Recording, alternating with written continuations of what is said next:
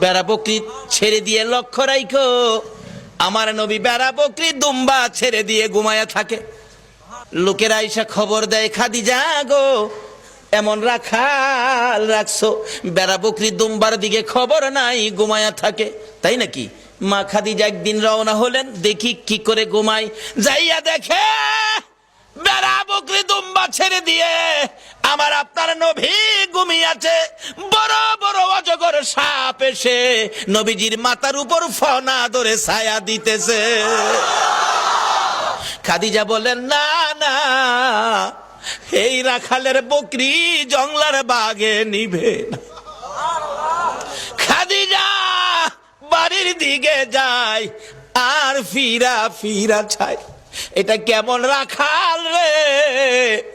এই রাখাল তো সাধারণ কোনো মানুষ নয়। খাদিজা চিনে ফেলেছে। বেড়া বকরি দুম্বা নিয়ে বাড়িতে আসতে বলো আমার রাখালকে। আমার নবী দুপুর বেলায় বেড়া বকরি দুম্বা নিয়ে বাড়িতে রওনা হলে খাদিজা বাংলা রুমে বসে বসে দেখে, এটা কেমন রাখাল রে? যে রাখাল রৌদ্রের মধ্যে আসতেছিল, আকাশের মেঘের টুকরা এসে রাখালের উপর ছায়া দেয়। খাদিজা বলেন, মাবুদ মাবুদ রে, এটা কেমন রাখাল আমার বাড়িতে? নিশ্চয়ই উনি সাধারণ কোনো মানুষ নয়, নিশ্চয়ই কোনো মহামানব হবে। আসেন, আর বেড়া বকরি দুম্বা আপনাকে চড়াইতে হবে না, শুধু এই জায়গার মধ্যে 2 ঘন্টার ওয়াজ। এই জায়গায় কি ঘটনা